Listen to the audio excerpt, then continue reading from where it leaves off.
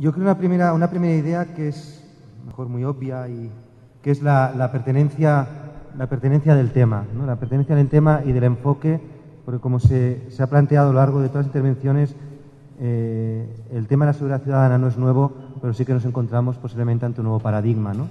Hay un debate incipiente sobre nuevos roles, sobre una realidad que es cada vez más compleja, la de la seguridad ciudadana, una realidad que está en continuo cambio y que, por tanto, las respuestas tradicionales ya no son suficientes, ¿no? Esa idea que estaba presente continuamente, la tensión entre el enfoque de represión, se hablaba de mano dura, de populismo penal, frente a un enfoque de prevención o de seguridad ciudadana vinculada a la cohesión social. Como planteaba algún ponente, ¿no? Estamos empezando el debate, o poniendo sobre la mesa el debate sobre el paradigma pasar de la coerción a la cohesión. Y esto también nos lleva, este cambio de paradigma nos lleva a incorporar la dimensión territorial, ¿no? Una visión solamente estatal de las políticas de seguridad no es suficiente, es necesaria obviamente, pero no es suficiente si incorporamos esta nueva visión de la cohesión social. Por otra parte, existen experiencias, pero también se constataba que son experiencias, pocas experiencias, todavía no hay modelos claros de cómo atacar este problema desde la dimensión local. Hay experiencias a partir de las cuales se puede generar aprendizaje, pero que también es necesario adaptarlo a cada una de las realidades de los gobiernos locales. Se planteaba también la necesidad de diferenciar, aunque luego hay muchas interrelaciones porque es complejo, lo que se podría denominar el gran crimen del crimen cotidiano, ¿no? Y ahí también esa distinción nos permite identificar los nichos de intervención de los diferentes niveles de gobierno, en donde se puede poner cada uno la intensidad a la hora de actuar. Una pregunta que se planteaba ayer, quedó en el debate, estuvo planteando en toda esta cuestión es cuál debe ser el papel de las Fuerzas Armadas y también de las fuerzas policiales, ¿no? ¿Qué rol deben jugar en esta cuestión? Algunos elementos necesarios apuntaban a lo largo de las diferentes mesas, algunos elementos necesarios en políticas de seguridad ciudadana que tengan en cuenta el enfoque de cohesión social, que este era el tema que nos marcaba este encuentro, es por una parte la necesidad de tener diagnósticos e información clara. Falta información y datos para tomar decisiones, para definir estrategias y para identificar las intervenciones más adecuadas. La necesidad de adoptar medidas de generación de confianza interpersonal, pero también entre instituciones, como elemento clave para poder llevar a cabo las intervenciones. La necesidad de construcción de capital social, la importancia de la participación ciudadana, si damos este nuevo enfoque, con todo un elemento también de participación ciudadana y la creación de sentido de pertenencia a tu comunidad. La articulación multinivel entre actores y también la necesidad de tener mecanismos de seguimiento y evaluación de esas intervenciones, ¿no? ¿Qué impacto están teniendo esas intervenciones? La necesidad también de tener en cuenta que es verdad que a nivel jurídico, a nivel normativo, en la mayoría de estados, los gobiernos locales no tienen claramente definidas competencias claras o que directamente diga que tienen competencias en seguridad ciudadana. Sin embargo, una lectura, por otro sentido, nos indica que muchas competencias municipales, locales, pueden tener impacto directamente en la seguridad ciudadana y muchas veces, desarrollando ciertas políticas locales, puedes intervenir en seguridad ciudadana, en elementos como la regulación urbana, el ordenamiento territorial, en temas de movilidad urbana, en temas de recuperación del espacio público o en temas de intervenciones de desarrollo social, desarrollo económico local, de promoción de la cultura, del deporte, etcétera. A través de esas políticas públicas locales, esas intervenciones, se puede construir también seguridad ciudadana y, sobre todo, generar las condiciones, se planteaba ayer, generar las condiciones para que pueda haber seguridad ciudadana, ¿no? Crear el espacio adecuado para que luego las políticas de seguridad ciudadana puedan tener éxito. Y ahí pueden jugar un rol fundamental los gobiernos locales. Pero en este nuevo paradigma, y si queremos que los gobiernos locales jueguen un rol, es fundamental que haya marcos competenciales claros, que haya recursos adecuados, recursos financieros, pero también humanos, que se generen las capacidades adecuadas a nivel local, que haya un fortalecimiento institucional y, obviamente, haya un espacio de autonomía para que cada uno pueda ejercer sus competencias. Y entraba también, se apuntaban algunos ayer a la tarde, el debate sobre la descentralización como un elemento para fortalecer a los gobiernos locales y como un elemento para que los gobiernos locales asuman el liderazgo en este ámbito. Se apuntaban también elementos claves de las experiencias presentadas, elementos claves de experiencias exitosas, sería el liderazgo político, un liderazgo político claro a nivel local. Y yo creo que se ha salido en todas las mesas, en las 3 mesas de debate que hemos tenido y en la mayoría de ponencias. La necesidad de un enfoque transversal en la institución municipal, un enfoque transversal de la realidad. La adopción de mecanismos e instrumentos de acción, son necesarios instrumentos claros, políticas, planes estratégicos. La necesidad de coordinación y articulación de todos los actores presentes en el territorio, actores de gobierno, pero también actores de la sociedad civil. El principio de corresponsabilidad en esta temática y también el potencial que tiene el asociativismo, la mancomunación de municipios para poder actuar en este sector. Y, obviamente, como un elemento básico, el elemento de la participación ciudadana, generar complicidades con la ciudadanía. Y un elemento, yo creo 2 elementos ya, para no alargarme mucho más, todo el tema de la concertación multinivel. Es necesario una cooperación entre actores para desarrollar, primero, una visión común de la realidad y las problemáticas, una necesidad de coherencia de acción y coherencia de políticas y coherencia de acción de los 2 elementos. Y, sobre todo, tanto a nivel vertical, entre los diversos niveles de administración, pero también a nivel horizontal, como decía anteriormente, entre los diversos actores del territorio, pero incluso en cada nivel de administración, entre los sectores, entre las áreas de cada administración. La concertación multinivel se apuntaba que seguramente no diluye las responsabilidades específicas de cada uno de los actores, sino que al revés, puede servir para reforzar sus capacidades y liderazgos específicos. Puede también ser un elemento para promover la corresponsabilidad, la participación ciudadana y el principio de subsidiariedad. Y es un elemento fundamental en materia de seguridad porque permite hacer frente a un fenómeno que se expresa en el territorio, pero que es móvil, que es mutante, que es complejo y que no se limita muchas veces al ámbito de tu término municipal, sino que muchas veces va más allá. Y es verdad que si entramos en elementos de concertación multinivel, de gobernanza multinivel, es necesario procesos de redistribución territorial del poder y, por otra parte, esa concertación tiene que ser sostenida en el tiempo y no solo coyuntural o resultado de titulares o de necesidades concretas del tiempo, sino que tiene que mantenerse en una estrategia a largo plazo. Y, finalmente, vinculado a las agencias de cooperación, Gustavo ya ha presentado, yo creo que sus comentarios ya eran al modo, algunas de conclusiones, pero apuntar elementos claves.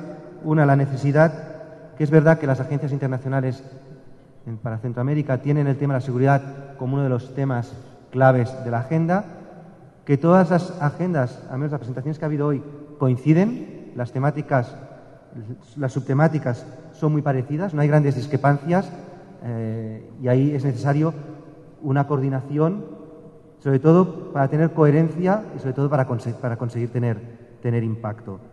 Por otra parte, lo que sí que puede haber discrepancias, apuntaba, es que si bien las agendas de las agencias internacionales pueden coincidir, muchas veces lo que no coincide es con la agenda nacional o la agenda local, ¿no? Esa parte de coordinación y concertación. Y, por tanto, sí que un indicador es que las agencias internacionales de intervenciones cada vez más están tomando en cuenta a los actores locales, a los gobiernos municipales, como actores claves en esta temática, pero yo creo que todavía tendría que tener en cuenta mucho más la dimensión territorial. Yo creo que estos eran los elementos que han salido muy brevemente, sin prioridad. Seguro que me he dejado algunas cosas en el tintero, pero algún elemento. Y como no intervenía en el debate, yo aprovecho el momento, apuntar también un elemento que no ha salido en el debate de las agencias internacionales, que es que incluso aparte de la coordinación entre agencias, muchas veces también la coordinación entre agencias. Muchas agencias tienen programas que tocan los temas de seguridad ciudadana o de cohesión social y que no dialogan entre ellos, ¿no? Entonces, también es necesario que esos programas que están actuando a nivel regional de las agencias se dialoguen entre ellos para luego poder dialogar con las otras agencias y con los actores estatales y locales. Y ahora le paso la palabra a Lucía. Bueno, en realidad creo que muchas de las cosas tú las has dicho. Yo quisiera usar muy poco tiempo porque en realidad estamos todos muy cansados en decir tal vez 7 cosas. Lo primero es que esta reunión, como muchas reuniones en las que hemos estado demuestra que hay iniciativas muy interesantes en desarrollo en América Latina. Lamentablemente son casi siempre los mismos actores locales los que están presentando sus iniciativas, ¿no? Y creo que también este tipo de reuniones llama para ampliar un poco el repertorio de municipios a los que se invitan, ¿no? Porque en general uno termina pensando que las buenas prácticas están localizadas en unos pocos municipios, pero en realidad es muy probable que haya muchos municipios que con menos sostén de cooperación o con etcétera, están haciendo cosas interesantes. Lo segundo es que de una o de otra forma estamos yendo todos por un camino correcto, ¿no? Acá no ha venido nadie a contarnos que están encarcelando a los jóvenes, o como se ocurría a comienzos de los 90, que el sistema era de grandes patrullas con gente vestida de Rambo, o que se estaban dando cursos en las escuelas, no sé, para temas de protección, sino más bien estamos yendo por un camino, o por lo menos lo que se ha presentado acá, un camino bastante correcto en términos de prevención del delito, de recuperación de los espacios, en fin. Pero en tercer lugar aparece, claro, las debilidades, y creo que parte de las debilidades las ha mencionado Octavia antes, y para mí se consolidan en tres, ¿no? Uno, las institucionalidades locales que todavía son precarias en muchos países, incluso aquellas consideradas exitosas. En segundo lugar, la sostenibilidad, ¿no? A mí me tocó hacer una cosa muy triste, que fue revisar los catálogos de buenas prácticas locales que escribí yo misma hace 6 años atrás, y ninguna de esas prácticas consideradas buenas siguen. Generalmente todas desaparecieron a la hora que cambiaron el alcalde. Entonces, parte importante de cómo ver lo nuestro es ver cómo uno establece, digamos, las raíces de profundidad, la sostenibilidad en las iniciativas. Y la tercera debilidad todavía vinculada con esto es la falta de evaluación. Incluso en las cosas que se han presentado en la última mesa, que se llaman exitosas, pero a mí no me queda claro por qué Pro Joven es exitoso. Puede que haya una evaluación de impacto, pero no, de los datos que se presentaron no me termina de quedar claro, y creo que es importante avanzar hacia eso. El cuarto punto es que, en definitiva, y ese tal vez es un logro muy importante de la cooperación europea, especialmente, es que los términos de cohesión social se empiezan a usar masivamente en la agenda de seguridad, ¿no? Y los términos de cohesión social no existían hace 5 años en la agenda. Viene mucho de la cooperación europea, después el PNUD, etcétera, pero la verdad es que creo que es un avance significativo, hoy también ojalá vinculado a temas de calidad de vida. El quinto punto es esto de la ciudadanía organizada. Yo creo que estamos perdiendo todavía, o todavía no hemos entrado en el tema de la participación ciudadana 2.0, que es todo el tema de las redes sociales, que si bien pareciera que es como el nivel ABC1 de la población, no hay que creérselo, ¿no? Incluso acá en El Salvador uno ve las autoconvocatorias de jóvenes indignados, de gente que está verdaderamente participando por otras redes. Y creo que si bien no ha surgido en la conversación, justamente el hecho que no haya surgido debería de llevarnos a la reflexión de cómo empezar a usar otros mecanismos de participación. Pero seguimos hablando de la participación comunitaria como los consejos comunitarios de seguridad ciudadana, pero ya sabemos quiénes participan en esos consejos. Entonces, ¿cómo llegar a los jóvenes? ¿Cómo llegar a otro tipo de población? Tal vez deberíamos de empezar a buscar esos elementos, que son elementos de participación no menor. Yo que participo en estas redes, es increíble lo que se logra con estas redes. Y lo que decía Alberto, con estas redes uno impacta directamente al mundo privado, porque ahí donde 5.000 muchachos empiezan a decir que la empresa ABZ tiene un pésimo servicio y no sé qué, y todas son, la empresa, y a mí me ha pasado personalmente este caso, la empresa al rato te contesta y te dice, bueno, vamos a solucionar el problema. Entonces hay que aprender a usar este tema en términos de participación. El sexto punto, que tampoco apareció acá o apareció medio de costado, es el tema de la necesidad de una reforma política. Sin una reforma política vamos a seguir teniendo las mismas tristes políticas de seguridad y políticas públicas en general. Una reforma política que lleve a un menos populismo, a una mayor transparencia y a un mayor accountability. Porque si no, es súper fácil declarar cosas que ni siquiera están estudiadas, que se pueden hacer, pero que quedan en la discusión nacional, sacan el foco de las discusiones más profundas, en fin. Y el último tema relacionado que me ha llamado mucho la atención de la última mesa de cooperación, es que también me parece que más allá de las mesas regionales, subregionales, mundiales de cooperación, y pues que creo que también la cooperación tiene el problema de que en estas mesas se junta una gente que después no se no avisa hacia abajo cómo hay que hacer la intervención. Me parece que también la cooperación tiene que reconocer que tiene que tener una intervención diferente con ciertos actores. No es lo mismo hablar de los municipios en general. Tal vez hay municipios que ya están en una situación mucho mejor, donde pueden recibir dinero directamente, donde también gobiernos. Entonces generar mecanismos de apoyo diferencial y reconocer diferencias, ¿no? Claramente la cooperación necesita también mecanismos de cooperación más técnica y no financiera, y uno lo ve en el caso de México, donde la cooperación así, bueno, pues la cooperación técnica es muy requerida, pero lo que ha habido es más bien cooperación económica, en el caso del Plan Mérida principalmente, pero hay que buscar los mecanismos de apoyo técnico a un país que está en una situación bastante complicada. Y en ese sentido, yo por lo menos lo que me llevo a esta reunión, pues es un sentido bastante mixto, ¿no? Por un lado, de gente que sigue en la batalla de tratar de resolver los problemas, en un reconocimiento importante de los temas preventivos y de la cohesión social, pero por otro lado unas enormes todavía barreras para hacer que estas cosas sean eficientes, sean sostenibles en el tiempo, y todavía un semidivorcio entre las necesidades locales y las ofertas internacionales.